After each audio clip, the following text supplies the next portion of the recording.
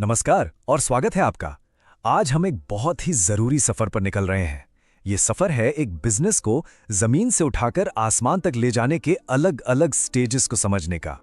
ये सवाल तो हर एंटरप्रेन्योर के दिमाग में घूमता है ना, कि यार कुछ बिजनेसेस तो ग्रो कर जाते हैं पर ज्यादातर अटक क्यों जाते हैं। सब शुरू तो एक ही जोश से करते हैं पर कुछ ही कामयाब हो पाते हैं। तो भाई ऐसा क्या सीक्रेट है इनके पीछे, चलिए आज इसी को डिकोड करते हैं। तो ये रहा हमारा आज का रोड मैप। हम शुरुआत करेंगे नींव से, मतलब वो 3 डॉट्स क्या हैं। फिर हम देखेंगे ग्रोथ के 5 स्टेजेस। उसके बाद बात होगी एक बहुत बड़ी छलांग की, स्टेबिलिटी से सक्सेस तक। फिर समझेंगे कि लीडर्स कैसे बनाए जाते हैं। और आखिर में जब बिजनेस स्केल हो जाता है तो क्या होता है, और हाँ, फैमिली बिजनेस को कैसे हैंडल करना है। तो चलिए एक एक करके इन सब पड़ावों को देखते हैं। तो चलिए शुरू करते हैं। देखिए, किसी भी बिजनेस की सक्सेस स्टोरी उसकी फाउंडेशन से शुरू होती है। अगर नींव ही स्ट्रांग नहीं है ना, तो बिल्डिंग खड़ी करना ऑलमोस्ट इम्पॉसिबल है। ये जो 3 डॉट्स का फ्रेमवर्क है ना, ये किसी भी बिजनेस के लिए नॉन नेगोशिएबल है। पहला डॉट, सही कस्टमर, मतलब वो इंसान जिसके पास आपके प्रोडक्ट की नीड भी है और उसे खरीदने के लिए पैसा भी। दूसरा डॉट, एक स्पेसिफिक नीड को पकड़ना। जैसे मनियावर ने क्या किया, उन्होंने शादी के कुर्ते पर फोकस किया। वो सब कुछ नहीं बेचते, वो वेडिंग एक्सपर्ट हैं। और तीसरा डॉट, राइट प्राइस पॉइंट, जो कस्टमर के लिए भी फेयर हो और बिजनेस के लिए प्रॉफिटेबल भी। अगर ये 3 डॉट्स कनेक्ट नहीं हुए ना, तो समझ लीजिए आप बस हवा में तीर चला रहे हैं। ओके, फाउंडेशन तो सेट हो गई। अब बात करते हैं उस रोड मैप की जिस पर हर बिजनेस चलता है। ये 5 स्टेजेस, ये एक मैप की तरह हैं। आपको बताते हैं कि आप अभी कहां खड़े हैं और आपको जाना कहां है। तो ये जर्नी शुरू होती है स्ट्रगल से, जहां बिजनेस को बस जिंदा रखना ही एक चैलेंज है। फिर आता है सर्वाइवल, जहां बिजनेस थोड़ा बहुत चलने लगता है। उसके बाद आती है स्टेबिलिटी, फिर सक्सेस और आखिर में स्केल, जो कि अल्टीमेट गोल है। तो चलिए एक एक करके इन सभी स्टेजेस को समझते। तो सबसे पहले स्ट्रगल स्टेज। इसकी पहचान क्या है? इसका फैक्ट इंडिकेटर सिंपल है।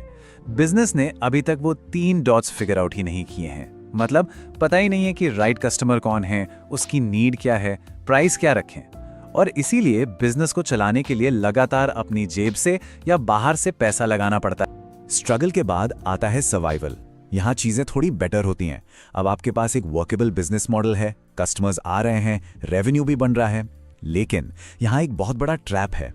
सब कुछ, एवरीथिंग ओनर पर डिपेंडेंट होता है। मतलब जिस दिन ओनर बीमार पड़ गया या छुट्टी पर चला गया, उस दिन बिजनेस भी छुट्टी पर। फिर आती है स्टेबिलिटी की स्टेज। यहाँ बिजनेस सिर्फ चल नहीं रहा बल्कि कंसिस्टेंटली प्रॉफिटेबल है। मार्केटिंग, सेल्स, ऑपरेशंस, अकाउंट्स, इन सब के लिए सिस्टम सेट हो चुके हैं। ओनर अब आराम से घर पैसा ले जा सकता है और बिजनेस वो अपने आप चलता रहता है। ये वो पहली स्टेज है जहां बिजनेस सच में अपने पैरों पर खड़ा होता है। अब बात करते हैं सक्सेस की। सक्सेस का असली मतलब तब होता है जब बिजनेस ओनर पर डिपेंडेंट नहीं रहता। इसका फैक्ट इंडिकेटर क्या है? आपके पास एक सेकंड लाइन ऑफ लीडर्स है जो डे टू डे ऑपरेशंस देख रही है। इससे ओनर को ग्रोथ और एक्सपेंशन के बारे में सोचने की आजादी मिलती है। और फिर आता है फाइनल स्टेज, स्केल। यहां आपके पास सिर्फ मैनेजर्स नहीं बल्कि एक पूरी मैनेजमेंट टीम होती है। ये टीम सिर्फ ऑपरेशंस नहीं चलाती बल्कि कंपनी की फ्यूचर स्ट्रैटेजी भी बनाती है। यही वो टीम है जो बिजनेस को नेक्स्ट लेवल पर लेकर जाती है। अच्छा, अब बात करते हैं उस सबसे डिफिकल्ट जंप की, जहां ज्यादातर बिजनेस ओनर्स अटक जाते हैं। ये जंप है स्टेबिलिटी से सक्सेस की तरफ। और ये सिर्फ एक स्टेप नहीं है, ये एक पूरा माइंडसेट शिफ्ट है। यहां पर आप फर्क साफ देख सकते हैं। स्टेबिलिटी स्टेज में जो ओनर होता है वो एक डूअर होता है। मतलब वो खुद ही मार्केटिंग और सेल्स टीम है, वो बेस्ट सेल्स पर्सन है और सारे क्लाइंट रिलेशनशिप्स भी वही हैंडल करता है।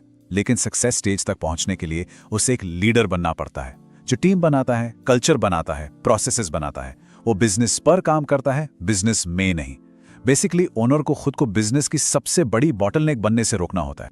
आपको घोड़ों का रथ बनाना होगा, आप खुद घोड़ा नहीं बन सकते। वाह, कितनी पावरफुल लाइन है ये।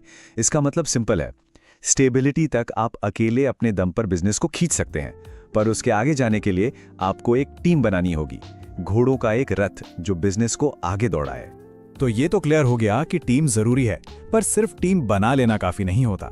असली चैलेंज है उन लोगों को लीडर्स बनाना, और यहीं पर बहुत से बिजनेसेस आकर अटक जाते हैं। तो सवाल यह है कि एक स्ट्रॉन्ग लीडरशिप टीम कैसे बनाई जाए। देखिए, सबसे कॉमन मिस्टेक जो लोग करते हैं वो है लॉयल्टी या पर्सनल बायस के बेसिस पर प्रमोट करना।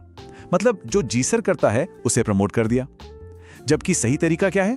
द राइट वे, वो है मेरिट के आधार पर प्रमोट करना। मतलब कैपेबिलिटी, कमिटमेंट और प्रूवन परफॉर्मेंस का कॉम्बिनेशन देखकर। देखिए, किसी को प्रमोट करके सिर्फ टाइटल देना काफी नहीं है, उन्हें टीच भी करना पड़ता है। और टीचिंग का मतलब सिर्फ प्रोडक्ट ट्रेनिंग नहीं है कि भाई ये हमारा प्रोडक्ट है, ये बेचो। नहीं, ये स्किल ट्रेनिंग है। उन्हें सिखाना पड़ता है कि कैसे बेचना है, मतलब कस्टमर की नीड समझने के लिए सवाल कैसे पूछें, प्रोडक्ट को सोल्यूशन की तरह कैसे प्रेजेंट करें, ऑब्जेक्शंस को हैंडल कैसे करें और फाइनली कॉन्फिडेंस के साथ डील को क्लोज कैसे करें। चलिए, अब हम अपनी जर्नी के फाइनल स्टेज पर पहुंच गए हैं। मान लीजिए आपका बिजनेस सक्सेसफुल हो गया है, आपके पास लीडर्स हैं, सब कुछ बढ़िया चल रहा है। So what's next? अब आगे क्या? स्केल स्टेज पर पहुंचकर आपके सामने 3 मेन रास्ते खुलते हैं।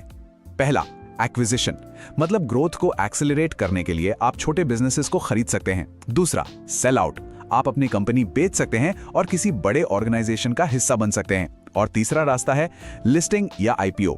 अगर विजन बहुत बड़ा है तो कंपनी को पब्लिक ले जाकर उसे फ्यूल कर सकते हैं। अब आखिर में एक बहुत ही इंपॉर्टेंट टॉपिक पे बात करते हैं, फैमिली बिजनेस। ये एक बहुत कॉमन मॉडल है, पर इसकी अपनी यूनिक चैलेंजेस और अपने रूल्स होते हैं। एक फैमिली बिजनेस को जनरेशंस तक सक्सेसफुल बनाए रखने के लिए फैमिली मेंबर्स को 3 अलग अलग रिलेशनशिप्स निभाने पड़ते हैं। पहला, फैमिली, ऑफिस के बाहर जो पर्सनल बॉन्ड है पिता बच्चे का, उसे रिस्पेक्ट करना। दूसरा, पार्टनर, ऑफिस के अंदर आपको बिजनेस पार्टनर्स की तरह कम्युनिकेट करना होगा, एक दूसरे को चैलेंज और सपोर्ट करना होगा। और तीसरा, मेंटर मेंटी, पुरानी जनरेशन को सिखाना होगा और नई जनरेशन को सीखने के लिए ओपन रहना होगा। और नेक्स्ट जनरेशन को बिजनेस में इंटीग्रेट करने का ये एक फैंटास्टिक मॉडल है जिसे MBA in your own business कहते हैं। उन्हें सीधे डायरेक्टर की चेयर देने की बजाय एक प्रोसेस से गुजारें। पहले 2 महीने सिर्फ लिसन एंड ऑब्जर्व करें, कोई सजेशन नहीं। अगले 2 महीने आस्क एंड क्वेश्चन करें, एक पीयर की तरह। और फिर अगले 2 महीने लीड एंड एग्जीक्यूट करें, प्रोजेक्ट्स की जिम्मेदारी लें। इससे वो बिजनेस को जमीन से समझेंगे और टीम का रिस्पेक्ट भी अर्न करेंगे। तो आज की इस पूरी बातचीत के बाद अब एक सवाल, इन सारे फैक्ट इंडिकेटर्स के बेसिस पर आपका बिजनेस आज कौन सी स्टेज में है? इस सवाल का ईमानदारी से जवाब देना आपकी ग्रोथ का पहला और सबसे इंपॉर्टेंट स्टेप हो सकता है।